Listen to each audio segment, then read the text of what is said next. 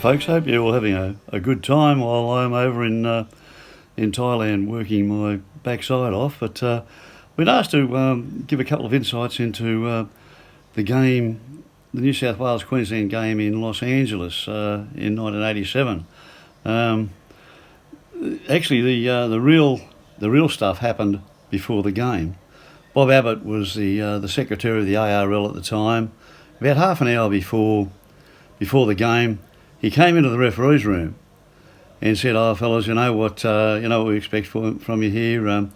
The Americans don't understand players being sent off, and they don't understand 12 playing against 13." And our response, of course, was, "Oh, well, that's the way it goes, mate. If someone does something wrong, well, that's what happens." But he was very adamant about it, and finally I said, "Oh, look, all right, okay, I understand. I hear what you're saying." So little did I know that he went straight from the referee's room to the New South Wales dressing room and said to Ron Willey, "She's right, mate, no one gets sent off today." So you can imagine, all hell was about to break loose.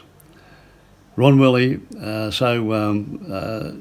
Simmons tells me, got him aside and said, "First scrum, Simo, I want you to belt Greg Dowling."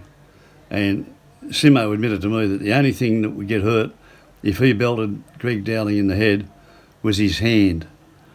So before we had the first scrum, he saw Paul Vaughton standing a couple of feet away from him. He threw the ball away and threw a punch at Paul Vaughton, and then the two of them just hugged each other for the next 3 minutes while everyone from both sides ran in and threw punches. So I knew then that I was in big trouble as a referee, having been basically instructed that we don't send anyone off in this game.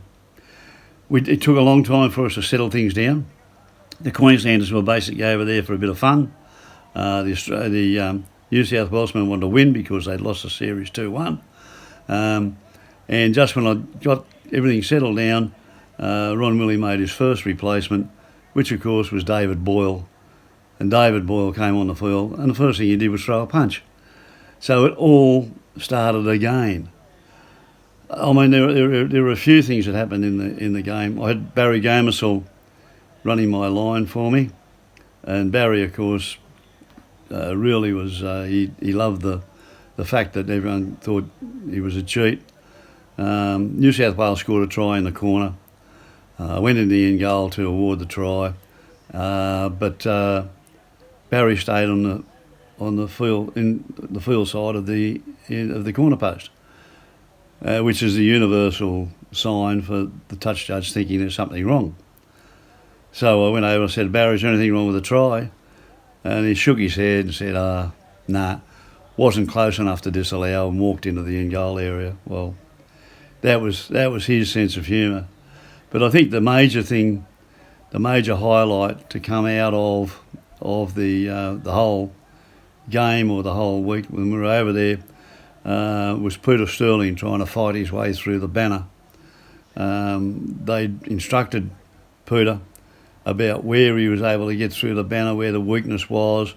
He didn't listen to them apparently and decided he'd just go through the middle of the banner where all the sticky tape and everything was. So we had to delay the start of the game for nearly 5 minutes while getting Peter Sterling out of the banner.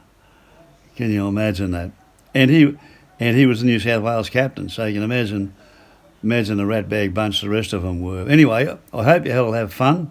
They're just a couple of little insights into the State of Origin game.